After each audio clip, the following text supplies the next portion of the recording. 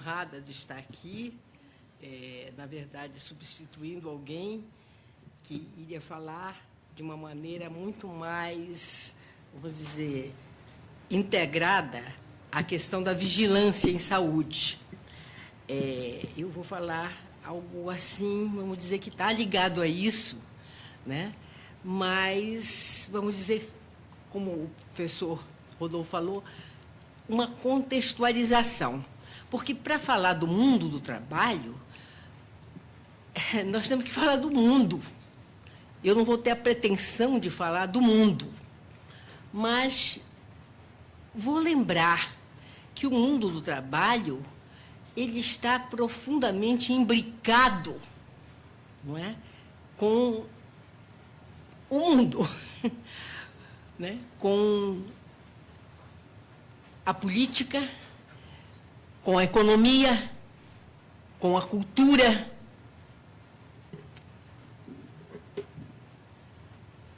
E com as mudanças aceleradas que se fazem de forma diferenciada nas diferentes regiões, localidades e instituições que têm a ver com o trabalho, as chamadas agora ciências do trabalho, onde é que elas se desenvolvem, em centros de estudo, pesquisa, vamos dizer, centros acadêmicos, né?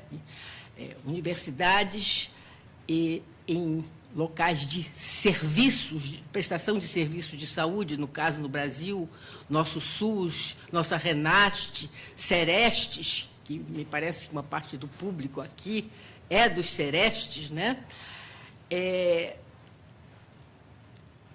E como é que essa realidade nossa, né, o público que está aqui, me parece que é mais o público que justamente atende às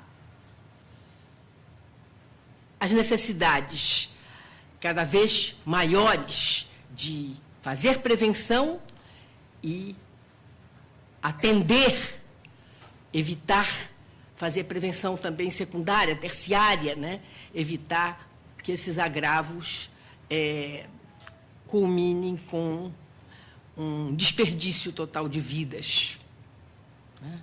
Então, nós estamos diante de enormes desafios, desafios que mudam e, na medida que as prioridades deixaram de ser os seres humanos e passaram a ser o dinheiro, a coisa ficou muito mais complicada. Porque nós, da área de ciências da saúde, assim como as pessoas da área de ciências humanas, de um modo geral, né, tínhamos por objetivo tratar dos seres humanos, cuidar de melhorar a vida e não de amontoar dinheiro, concentrar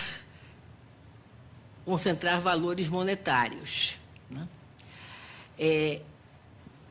Nós sabemos, eu não vou aqui dar nenhuma aula de economia, nada disso, né? Mas que nós sabemos que as prioridades mudam e, em função disso, mudam até as legislações, os direitos dos trabalhadores e uma série de outras coisas que vocês sabem estão mudando e trazendo impactos também para quem trabalha no próprio setor saúde, né? Então, e a falta de previsão sobre o amanhã é a grande interrogante que está diante de todos nós, né? Individual e coletivamente. Então, ano passado, eu estive na Espanha e o nome do congresso era O Trabalho de Amanhã. E as primeiras perguntas são: vai haver trabalho humano? E cogita-se, não. Cada vez menos apenas aquelas pessoas que vão lidar com as máquinas inteligentes. E o resto da humanidade, o que é que vai fazer? Né? Essas perguntas percorriam esse evento internacional, onde pessoas de vários países se perguntavam isso, né? Então, a gente caminha para o reino da filosofia, né? Agora, será que existe uma parte do mundo, da humanidade, que vai ser desnecessária para a produção Então, não é preciso mais cuidar dos trabalhadores, prevenir que adoeçam, que se acidentem. Apenas uma nata, vamos dizer, dos que possam ter direito a uma educação muito diferenciada, ficarão ativos. Bom, eu não vou discorrer mais por aí por adiante. Então, a opção de gente escrevendo sobre isso no mundo todo, pensando, discutindo, não é? Até onde vai a necessidade de cada vez mais usar as possibilidades de racionalização do trabalho, de tecnificação de tudo, de uma forma a dispensar seres humanos, e vai haver uma produção para quem? Para essa elite que vai continuar no mundo. Quer dizer, essa é uma perspectiva muito negra. Eu acho que ninguém quer que isso aconteça. Quer dizer, ninguém não. Quem pensa a respeito, nós que somos pessoas da área de saúde, da área ligada às ciências do trabalho, que visam o bem comum, que visam as coisas positivas que o trabalho pode dar, né? Bem-estar, realmente, né? Desenvolvimento no sentido positivo e não só no sentido de acumulação de capital. Bom, então, a gente teria que descer um pouquinho a terra, né? Dessas reflexões, né? Um tanto pessimistas, mas que nos convocam, né? A pensar. Eu estou muito influenciada, talvez, pelo pensamento de Zygmunt Bauman, né? Que ele tem escrito também até sobre vigilância. Um dos livros dele se chama Vigilância Líquida.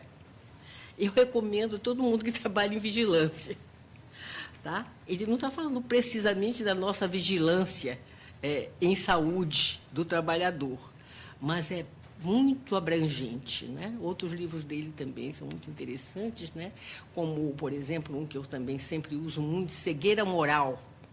Quer dizer, o que é que está acontecendo?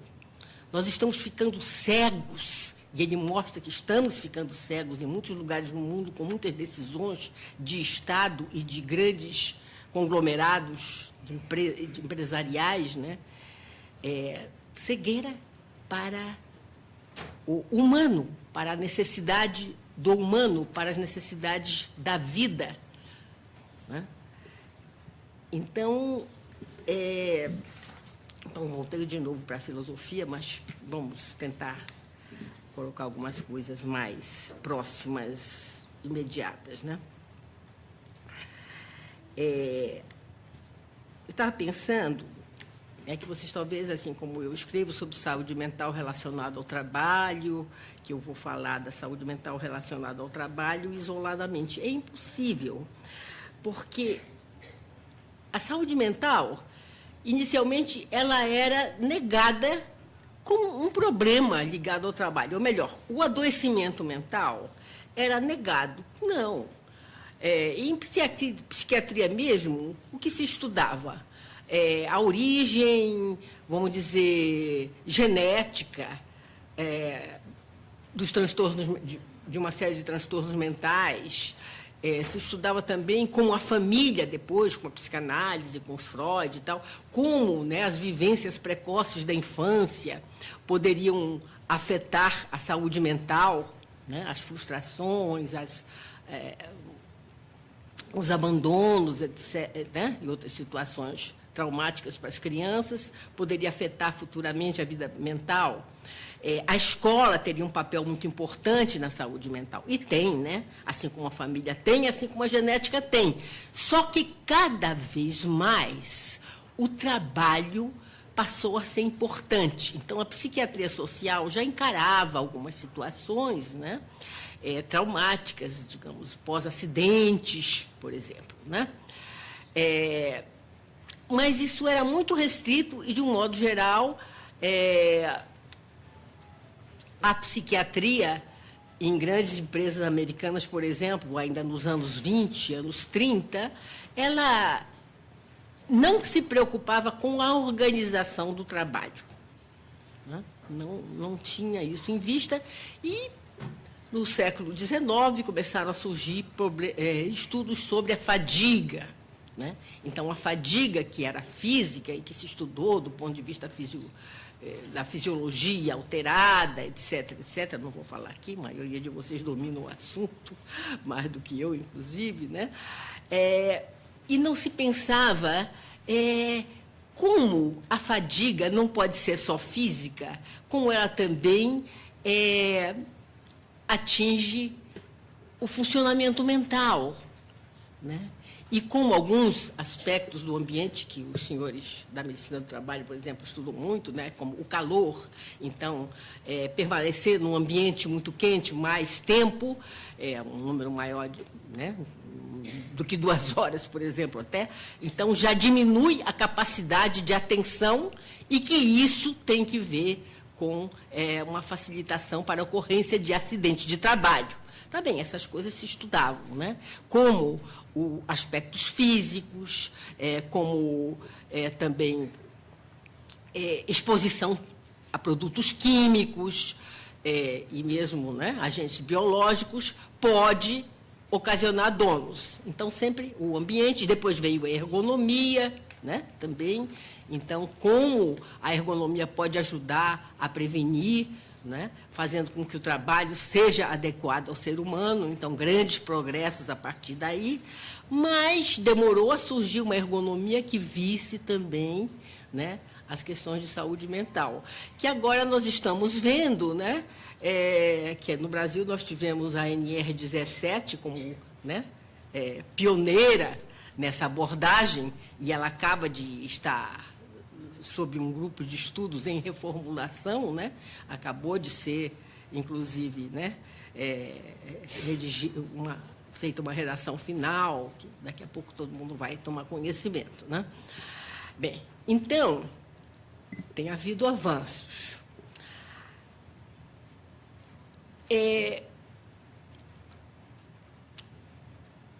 No começo do século XX, após um grande acidente ferroviário,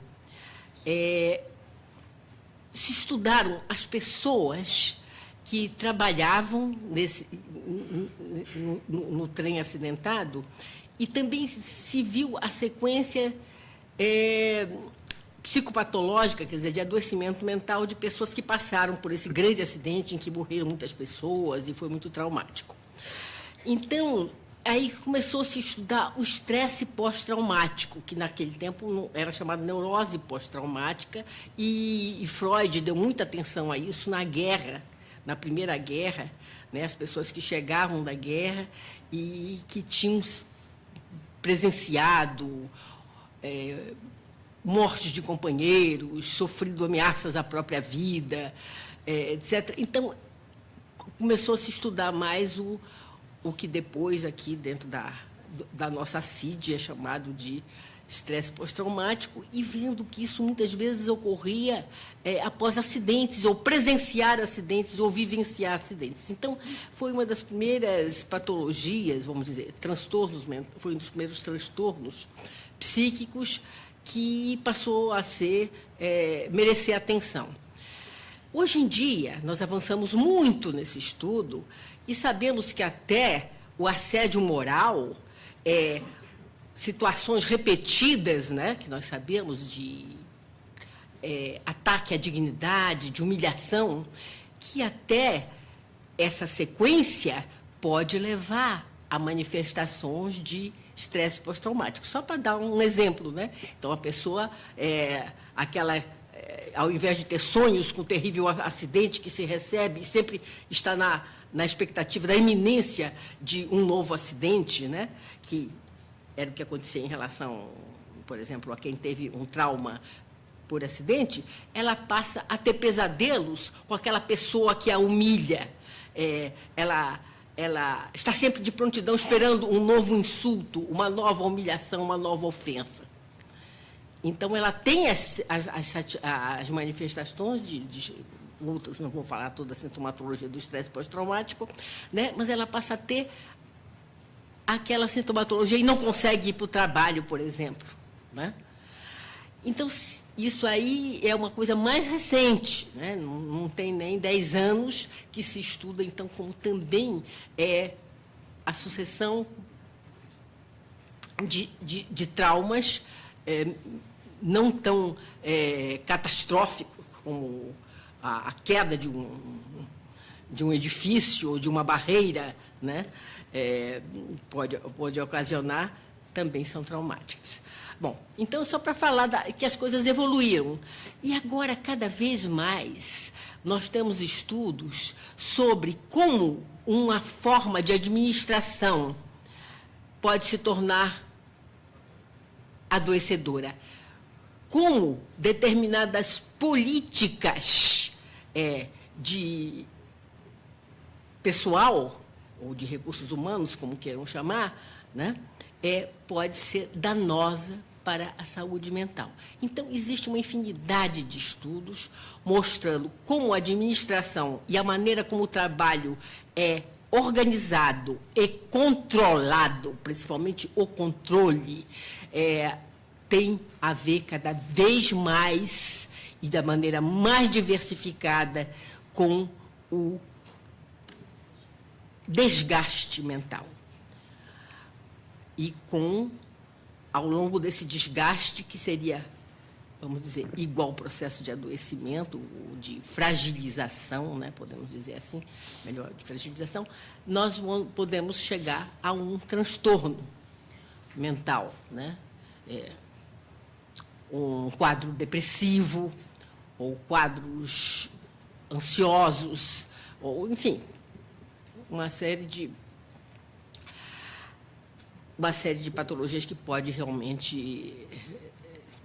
Eu tenho que ter cuidado para não dizer patologia, porque vocês sabem que em saúde mental se fala mais de distúrbio, porque nem sempre vamos dizer o que na patologia é considerado, aí do ponto de vista médico, eu não sei se a maioria aqui é médico ou não, né? Mas você sabe que na medicina a patologia, qual é a lesão, como é que ficaram as células, etc., né? Então, não nesse sentido, mas nós temos muitas vezes um desgaste que é funcional, né? Que ele não chega a ser um desgaste literal, né? Vamos dizer, com alterações. Por exemplo, se você tem um acidente de trabalho com um traumatismo craniano, ou você tem uma intoxicação mercurial que também produz danos cerebrais no sistema nervoso central, né? Aí você tem um dano mesmo, aí você pode dizer, isso, de acordo lá com os cânones da medicina, isto é uma patologia.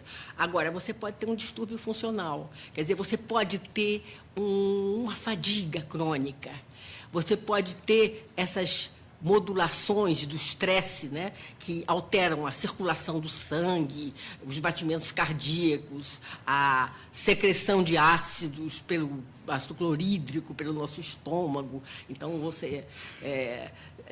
quando uma situação de medo ou uma situação de raiva, a sua pressão sobe, você está com raiva porque você está sendo ofendida, você está sendo humilhada no seu trabalho, né? Então, você se segura e a sua pressão sobe. Se subir todo dia, você vai ficar, né, com mais facilidade com uma hipertensão arterial crônica, né? E, inclusive, só um parêntese, quando diz assim, bom, os distúrbios mentais são, atualmente, estão em terceiro lugar nas causas de afastamento, né? Mas aí vai ver, as hipertensões estão na frente ainda, né? Eu nem sei, aí a Simone pode responder. Né? Porque eu estudava muito isso quando eu dava aula de epidemiologia lá na faculdade de medicina, que eu dei muito pouco tempo aula de epidemiologia, depois passei a dar só saúde mental e trabalho. Mas, então, naquele tempo, a gente via, né? A hipertensão era uma das causas de afastamento mais importantes, eu acredito que costuma ser na frente.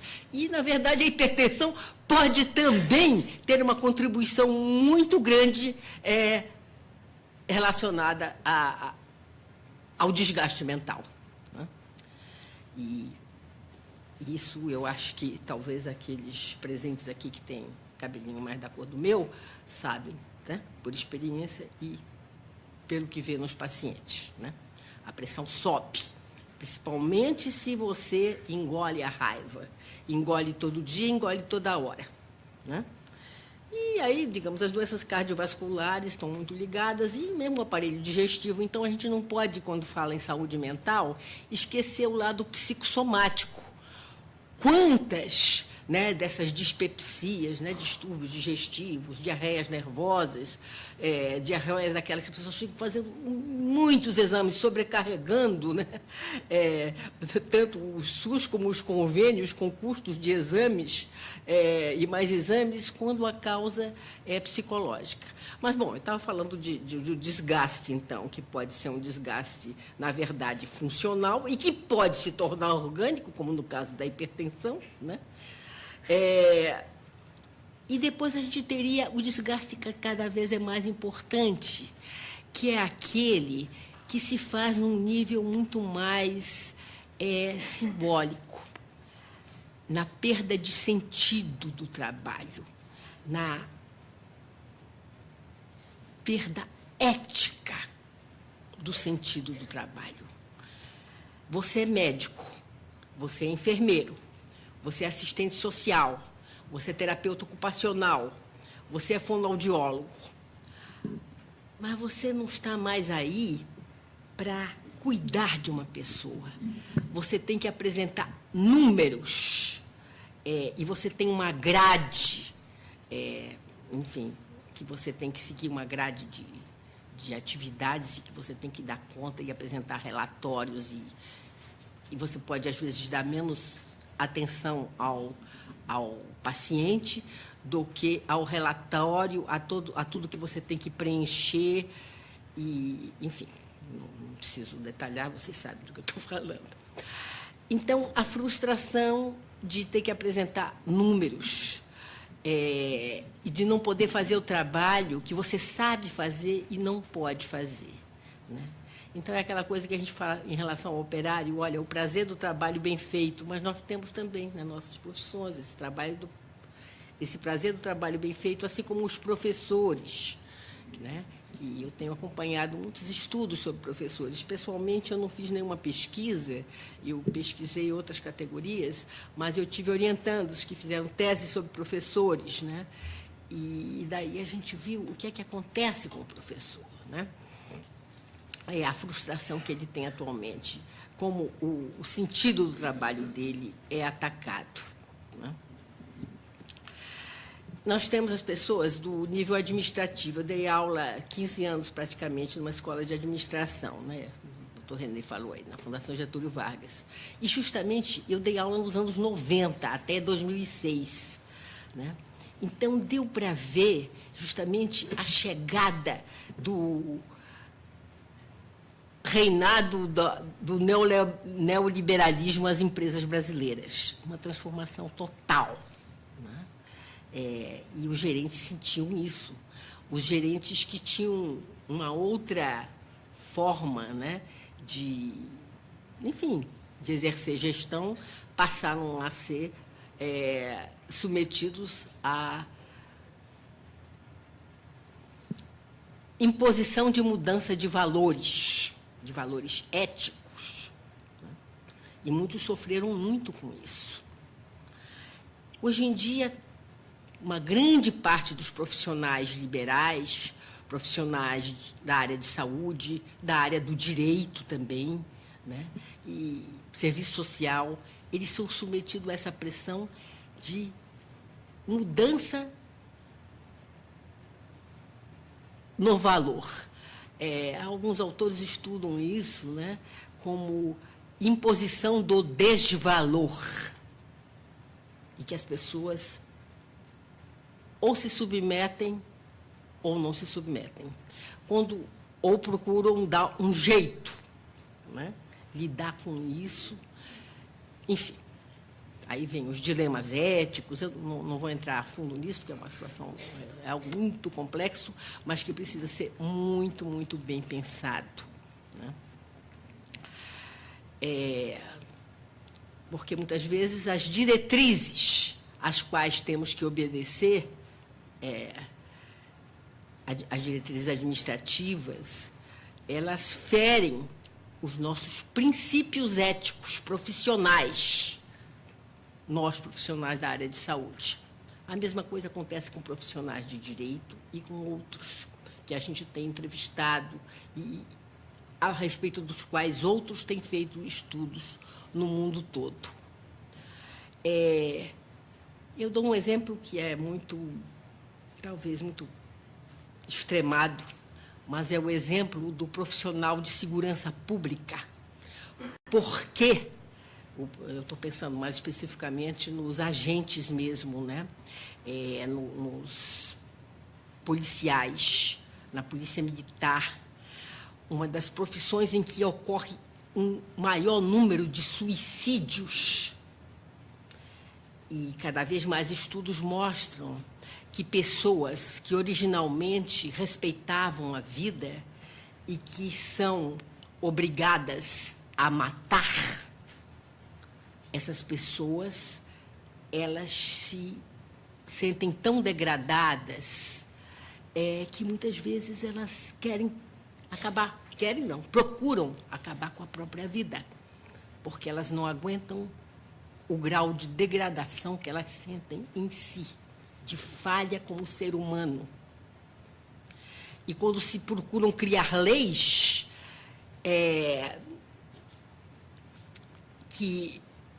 permissivas para esse matar, que é o que está acontecendo, por exemplo, neste país no momento, né? O que acontecerá? Não só com aqueles que perderem a vida, né? Mas com os próprios agentes obrigados a reverter a tal ponto os seus valores éticos e morais. Né? Bom, eu disse que eu ia dar um exemplo extremo, mas não sei se senhores aqui, alguns trabalham ou já trabalharam em hospitais onde você tem poucos leitos de UTI e você tem uma demanda muito maior de pacientes que precisam desses leitos, e você tem que escolher quem vai ter o benefício da UTI e quem não vai. Um dos dilemas éticos enfrentados em hospitais brasileiros ainda hoje, e talvez até mais do que antigamente, né? Pelo subfinanciamento do sistema de saúde. Né? Bem, então, não vou muito longe, porque senão vai ficar muito sombria demais a minha exposição. Né? Em relação ao trabalho, nós podemos pensar a situação dos administradores desse trabalho também. Eles sabem que esse trabalho pode se tornar exaustivo e, se tornando exaustivo, pode, em muitas situações, se tornar perigoso. Então, os horários de trabalho, né? Temos aqui uma especialista no público, né? Na questão do tempo de trabalho, do dia e da noite, por exemplo, né? Que é a doutora Frida. Então, quer dizer, os tempos de trabalho, os tempos humanos estão combinando com os tempos de trabalho? Outras mudanças que estão ocorrendo no mundo do trabalho, a segurança oferecida pelo emprego, pela carreira. Não preciso dissertar sobre isso, vocês sabem todos que isto mudou muito. Os próprios servidores públicos, né?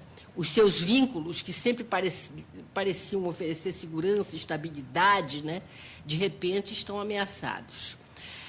E as pessoas não sabem o que vai acontecer, porque novas regras são impostas consecutivamente, e não se sabe o que é que vai mudar. Vai permanecer a estabilidade do funcionário público, servidor estadual ou servidor federal? Não. Quais vão ser os critérios? Quais vão ser o critério de avaliação? O que é bom do ponto de vista ético profissional ou o que é do ponto de vista o que é bom do ponto de vista da imposição, vamos dizer, de regras e de metas, principalmente, né? Então, a gente já viu, por exemplo, eu tratei de muitos bancários, né? Tive também sempre dividi minha vida um pouco entre o setor público, o ensino, e durante muitos anos consultório particular. Então, quer dizer, eu tratei de muitos bancários que enfrentaram dilemas muito grandes, né? Dilemas éticos. Trabalho com bancos. Nós fizemos uma pesquisa com bancários também aqui em São Paulo, né? Eu participei de um grupo, ainda no DIESAT, que a gente fez um trabalho há muitos anos, nos anos 80, e já quando começou a computadorização dentro dos bancos, né? Então, já começaram a surgir uma série de problemas. Bom, não vou falar disso, senão a gente não acaba. Mas, enfim, é muito interessante que, ao longo das pesquisas aqui feitas no Brasil, e eu acho que pesquisa a gente tem que fazer sempre, alguns de vocês são das universidades, né? A gente tem que continuar fazendo pesquisa, porque cada vez mais mudam as situações e tem que ser identificado tudo o que está adoecendo agora, para que se tente evitar que isso aconteça cada vez mais e mais, né? Bom, eu deixei meu roteiro de lado, deixa eu ver o que eu ia falar. Eu queria falar, né, essa necessidade de perceber e entender processos de desgaste e adoecimento, ela é urgente, porque ela é cada vez mais variada, de acordo com o tipo de ocupação e de situação de trabalho, né? Que isso é importante, ao invés de a gente tecnificar a prevenção e focalizar fatores apenas. É claro, estudar os fatores ligados aos riscos no trabalho, todos aqui que são da área de saúde do trabalhador aprenderam isso, isso é importante, continua a ser importante, mas nós precisamos pensar nos processos, de como as coisas se combinam, os fatores se combinam numa dinâmica. Nós temos que pensar na dinâmica com que as coisas acontecem e não simplesmente contabilizar fatores ou medir fatores. Claro que a mensuração é importante, né? Principalmente no caso, enfim, vários casos que você sabe melhor do que eu, né? As substâncias químicas, etc., e as próprias dosagens que você vai fazer. Eu tive pouca experiência com essa parte dos riscos químicos, mas eu acompanhei muitos pacientes intoxicados por mercúrio, né? Então, nós vemos que, além do agravo, isso também é interessante, além do agravo orgânico que o mercúrio provoca, nós temos um sofrimento mental muito grande. Aquele operário que perdeu a habilidade, que está ficando esquecido, e que muitas vezes, quando ele volta ao trabalho, ou ainda antes de detectarem, que era o que acontecia na época, nos anos 80, antes de detectarem, ou de ele saber, ser informado, que às vezes sabiam, mas ele não sabia que estava com altas dosagens de mercúrio no sangue, né?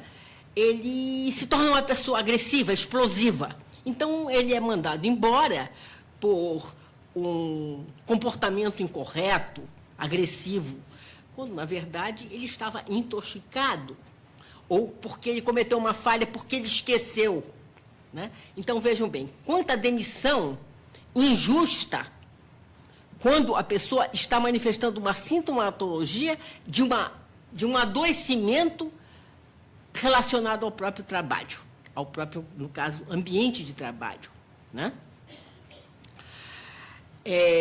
Mas aí eu saí um pouquinho do que eu estava tentando colocar, né?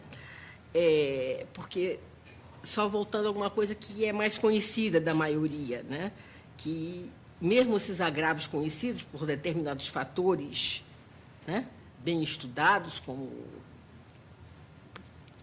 substâncias químicas que atingem o sistema nervoso central, nós temos, né, além do neurológico, o psíquico, que às vezes se manifesta primeiro, né, e que é confundido com o mau comportamento, né?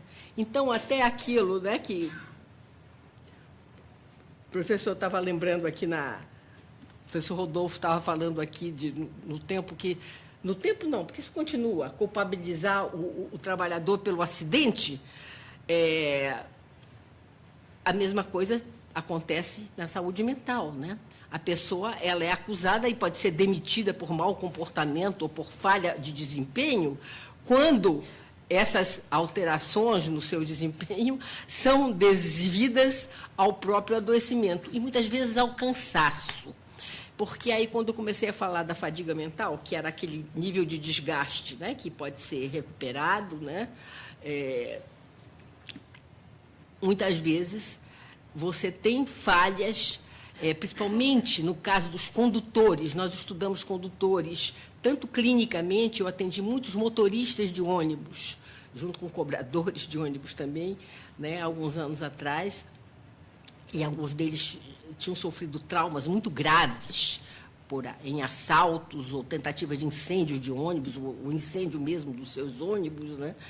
E, então, pessoas com estresse pós-traumático.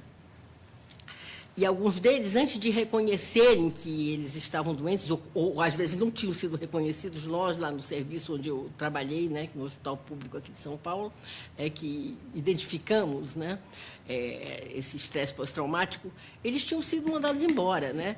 O caso mais dramático, eu sempre repito, talvez alguns de vocês já ouviram contar, foi de um motorista que ele chegou num nível psicótico, que às vezes o estresse pós-traumático pode levar a alucinações, né? E ele gritou para os passageiros, ali na ponte do Rio Pinheiros: eu vou ter que jogar o ônibus, estão me mandando. Claro que o passageiro levantaram, seguraram o motorista e ele ia jogar, mesmo que ele tinha ouvido uma voz mandando ele jogar o ônibus. Esse homem estava profundamente doente e estava trabalhando. Né? Enfim. Então, a importância, né, de diagnósticos precoces. Estava sendo chamada a atenção do diagnóstico também pelo professor Rodolfo, né?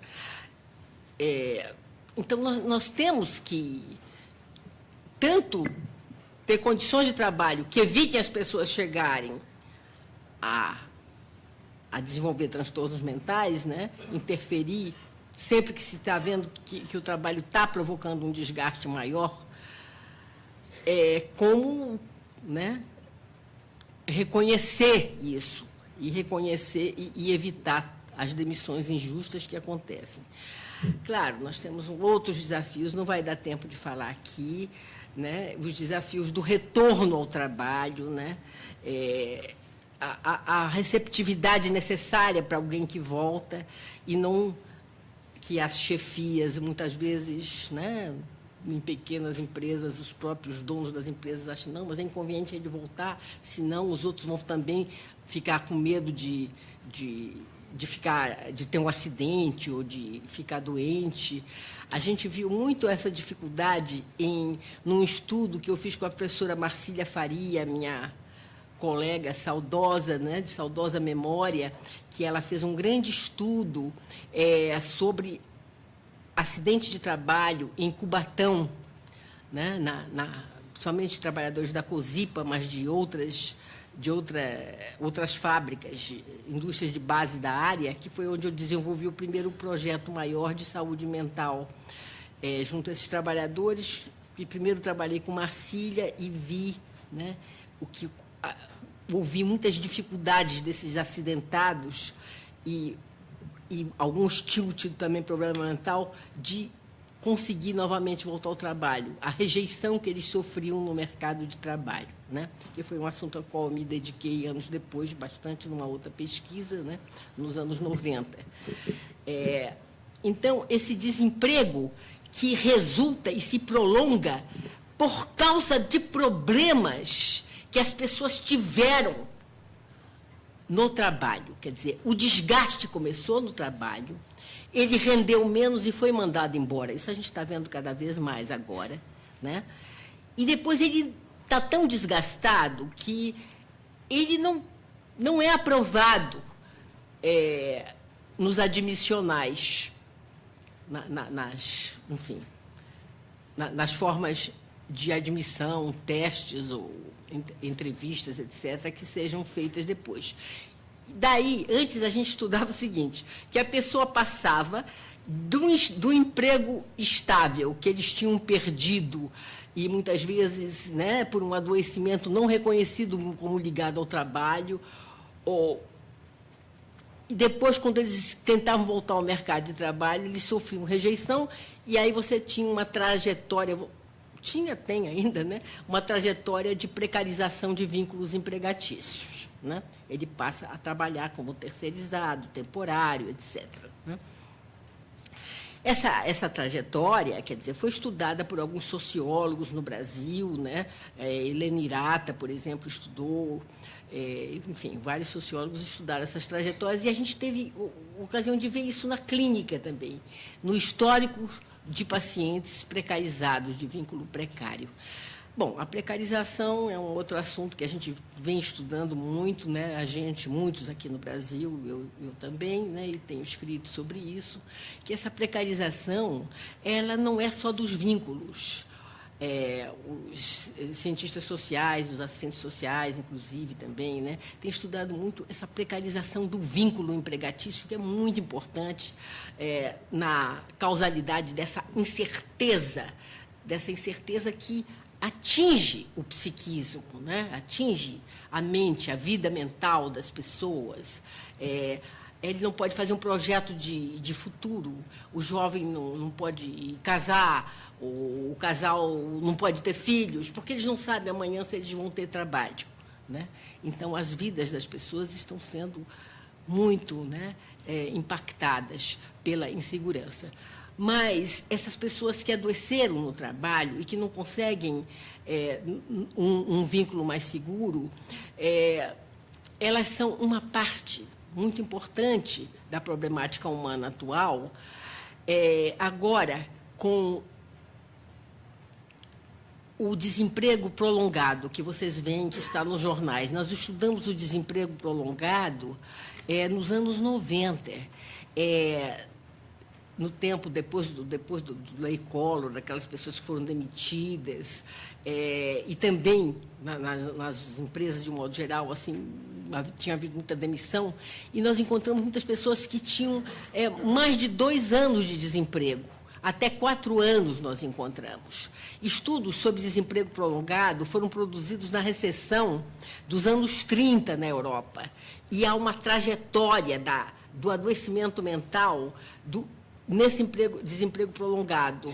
No Chile, se viu também, né, lá no tempo do Pinochet, que aconteceu a mesma coisa. Muitas pessoas tiveram uma progressão de adoecimento mental ao longo do desemprego prolongado. Não quer dizer que todo mundo fica doente, pelo amor de Deus, vocês todos devem conhecer muita gente que está desempregada há muito tempo, não é isso.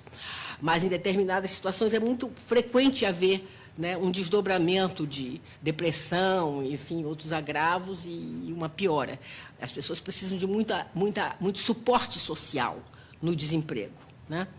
Enfim, e aqui, por exemplo, nossos serviços de saúde, eles teriam que ter, como em alguns países da Europa já existe, um setor para o atendimento psicológico e social dos desempregados, para tratamento mesmo, porque a gente sabe, né, de uma série de evoluções, alcoolismo, suicídio, uma série de problemas muito graves, né, que podem ser evitados. Né? Claro que o melhor remédio sempre é um bom emprego, mas há coisas que se podem fazer a nível de um bom atendimento psicológico e social. Eu estou me perdendo muito, eu não sei se eu já exacerbei muito aqui o meu tempo também. Deixa eu ver algumas coisas mais que eu gostaria de dizer. E é muito importante, né? Eu acho que é o que vocês têm nos Serestes, equipe multiprofissional. Eu acho que o entrosamento, né, principalmente, né, do médico do trabalho, psicólogo e assistente social, são essenciais para fazer o atendimento das pessoas que estão trabalhando no trabalho precário. Precário por causa do vínculo, muitas vezes, como eu falei, mas precário pelas próprias condições de trabalho, e precário também, aqui os senhores que são de SESMITs, que estão aqui, pela redução dos SESMITs, da possibilidade de atuação dos serviços, né, especiais de saúde e segurança do trabalho também. Né? Então, nós sabemos que essa essa ordem geral de austeridade, corte de custos, está, em primeiro lugar, atingindo serviços essenciais, né, como os serviços de saúde e, no nosso caso, né, no caso que eu estava querendo falar, quer dizer, das empresas, os próprios a própria atenção, né, à saúde dos trabalhadores e, no caso, com um impacto direto sobre o dimensionamento, os recursos, equipamentos, pessoal que trabalha no SESMIT e talvez até a formação deles. É claro, nós temos boas escolas no Brasil que estão formando médicos do trabalho, enfermeiros do trabalho, assistentes sociais que se especializam na aula, os outros profissionais, mas, digamos, as necessidades dos serviços com a mudança de situação exigem, né, permanente reciclagem, permanente aperfeiçoamento para confrontar os novos problemas que surgem, os novos desafios que surgem no dia a dia. Vocês todos lidam, todos não, mas os que trabalham em serviços nos Serestes, por exemplo, todos lidam e lidaram muito com Lerdort, né? Então, nós não podemos separar as ações de saúde mental das outras ações de saúde. Vocês têm a experiência de ver que muitos dos seus pacientes de Lerdort são pacientes depressivos, ficaram depressivos. Por que eles ficaram depressivos?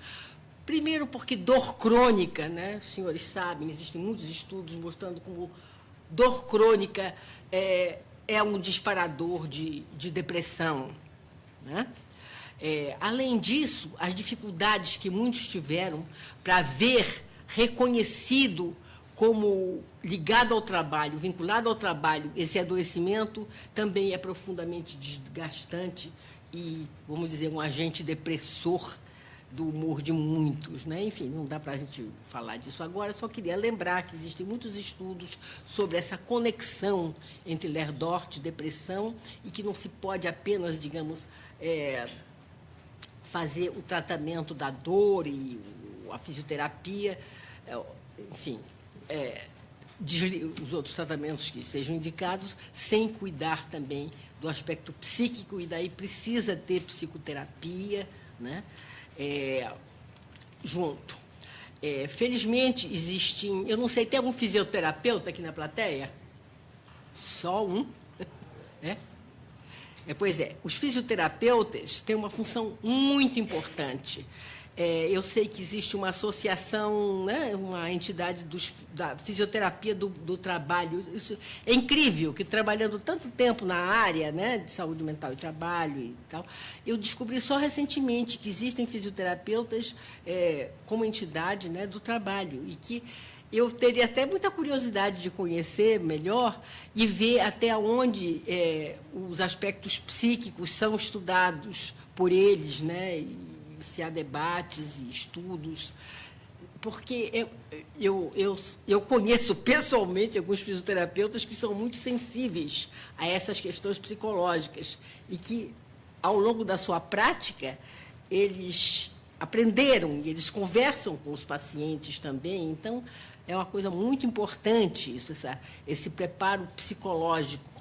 Agora, eu acho que o preparo em relação aos aspectos psicológicos, psíquicos, a dinâmica do sofrimento mental ligado ao trabalho, ela precisa ser objeto da formação de todos os profissionais de saúde e dos administradores, que foi o que eu tentei fazer na Fundação Getúlio Vargas. Na época, não tive muita receptividade quando eu propus um curso, né?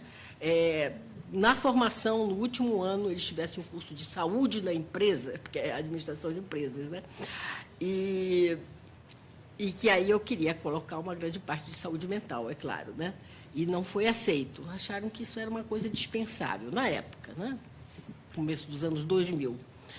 E isso é um assunto que as boas escolas de administração no mundo, elas integram nos seus currículos. Os administradores querem saber como usar técnicas que não adoeçam, que não façam as pessoas só investirem em si mesmas, se isolarem, obrigar as pessoas a competirem cada vez mais, que é o que acontece nas empresas, e dissociarem os seus vínculos de colaboração, de confiança mesmo. Então, saber que isso tem muito a ver com acidentes do trabalho, na medida que as pessoas se comunicam menos, que elas passam a competir umas com as outras, e principalmente nas épocas assim que precedem os enxugamentos nunca anunciados, né?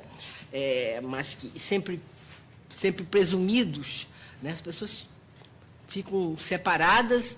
Quem será que vai ser mandado embora, cada um por si, e, com isto, nós temos, então,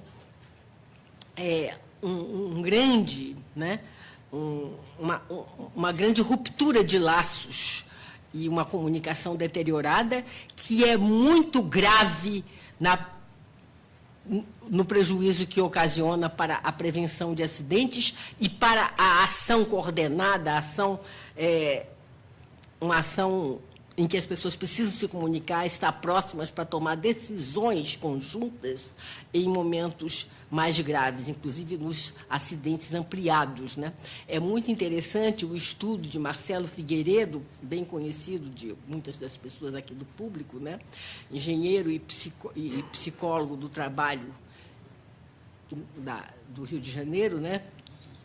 Tem um livro exatamente sobre os acidentes nas plataformas marítimas, em que ele mostra que a organização do trabalho, esses aspectos de ditas modernas formas de administração, que dissociam as pessoas, põem elas para competir umas com as outras e esgarçam, vamos dizer, o conjunto de comunicações, pode levar a esses acidentes. Eu acho que, olha, ninguém está me avisando da hora, acho que eu já falei demais, não é? Como é? Professor Rodolfo, eu tenho quantos minutos ainda? A gente pode ficar o dia inteiro. O dia inteiro? E a tarde, né? E o almoço do pessoal? Espera aí. Não. É brincadeira, professor. Agora fazer a divisão de grupo.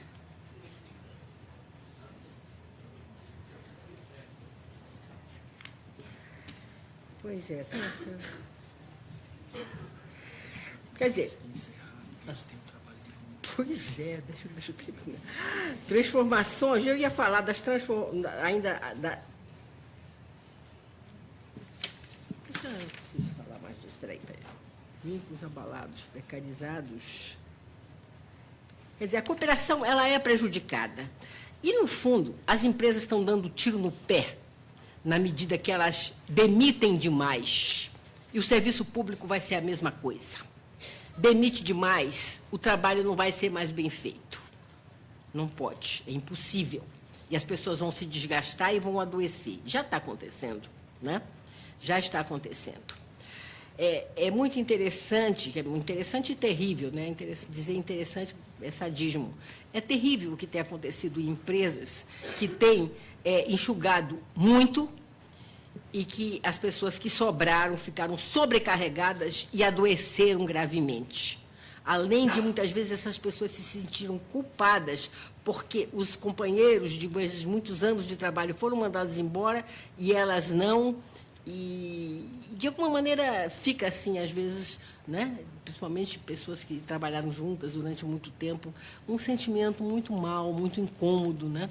Um outro tipo de sofrimento mental dessas pessoas. E as empresas vão ter prejuízo, porque vão ter muito mais falhas na produção, vai perder qualidade e vão perder gente importante que conhecia como se trabalha na empresa, né?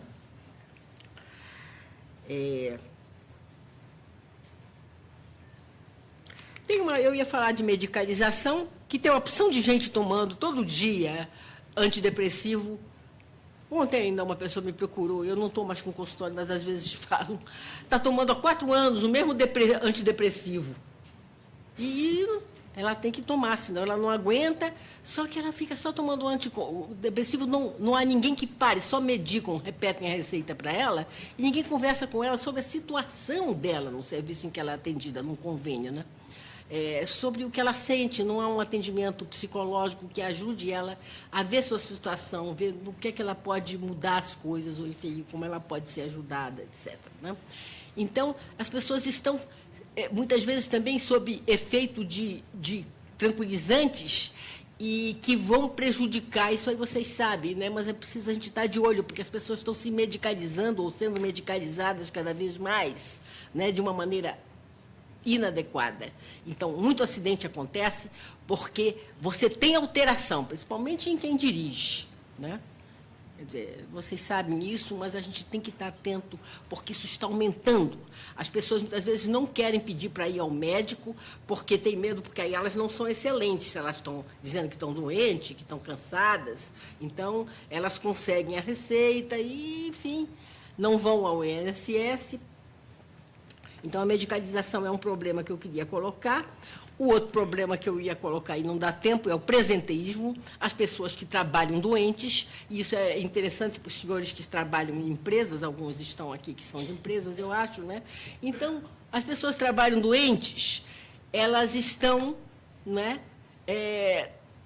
rendendo menos, sendo um estorvo para os gerentes, como eles consideram, e eles não percebem que elas estão doentes, elas estão indo todo dia, elas não faltam. O problema não é mais o absenteísmo, é o presenteísmo de pessoas que comparecem, mas não têm o rendimento, não criam nada, não estão interessadas, elas apenas precisam manter desesperadamente esse emprego. Né? Então, como abrir possibilidades para diminuir a carga de trabalho, não é? Etc. Bom, aí eu termino. Agora estão fazendo essa mudança na lista dos distúrbios psíquicos relacionados ao trabalho. Houve o grupo, aqui a Simone, né, outras pessoas que estão aqui participaram desse grupo. Eu acredito que essa ampliação, se ela realmente puder correr, né, tramitar adequadamente até os locais em que os pacientes são atendidos pelo sistema todo, isso vai ser muito bom. Mas talvez, né, eu suspeito, temos que esperar que a nossa democracia volte a se solidificar para que tudo isso tenha algum efeito. Só que não devemos desanimar, cada um no seu local de trabalho, ter consciência do momento grave pelo qual estamos passando, pela necessidade de enfrentar, de resistir ao desmonte institucional, sem que sejam desmontados os nossos valores éticos. Essa é a mais difícil e mais necessária resistência. Só.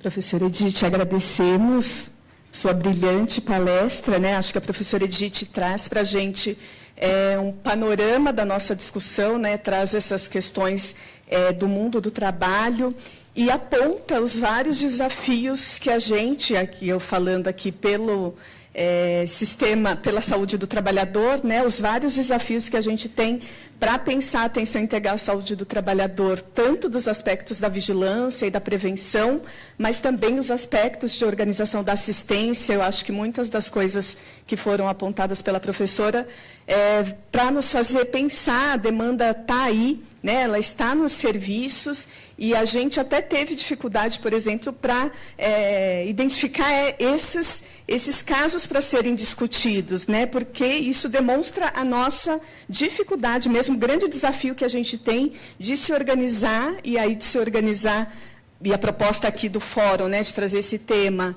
é de se organizar no coletivo para a gente poder avançar um pouco mais nessa questão da saúde mental e trabalho, né, nas nossas estruturas e nos nossos serviços. Então, a gente agradece, professora, mais uma vez, né, pela colaboração nesse nosso processo. A professora Edith vai participar dos grupos também, da discussão, e depois contribuir com o debate final. E daí, para a gente se organizar para essa parte do grupo, para quem esteve no outro fórum, a gente fez até uma discussão de acidente de trabalho em serviços de saneamento, a dinâmica vai ser a mesma, né? Então, vocês irão para são 3 grupos que a gente vai trabalhar. Então, um é intervenção de vigilância ao trabalhador em empresas de teleatendimento. É um caso do Centro de Referência ao Trabalhador da Lapa, a Adriana, que é a relatora, né, que vai relatar o caso para a gente, aqui do município de São Paulo. O outro caso, a análise coletiva do trabalho com trabalhadores de indústria metalúrgica, a Poliana, do Centro de Referência de Campinas. Né, as meninas estão aqui na frente, já enxerguei. E o outro caso, queixas de assédio moral por trabalhadores acidentados em metalúrgica, que é a Eliana Pintor, do Grupo de Vigilância Sanitária de Santo André. Tá? Então, ali na saída, vocês vão receber um crachá com o nome da sala. São 2 salas aqui no térreo, a sala Walter Belda e a sala Diógenes Augusto, no térreo, e a outra sala, a sala Diogo, é no 2º andar, ali no prédio da faculdade. Então, vocês vão receber o crachá ali na saída, indicando a sala. A gente só pede para as pessoas que são do mesmo serviço ficarem em grupos diferentes, né, para participar e ver o caso, que ele é um caso diferente. E a gente depois vai até a hora do almoço e retorna aqui para o auditório à 1h30, porque daí cada um vai apresentar o caso com as discussões dos grupos e aí a gente faz o debate geral, tá bom? Então, 1h30 que a gente volta aqui para o grupo, mas vocês vão receber essas orientações nas salas. Então, a Rose, que está ali na frente, auxiliando na distribuição dos crachás. Obrigada.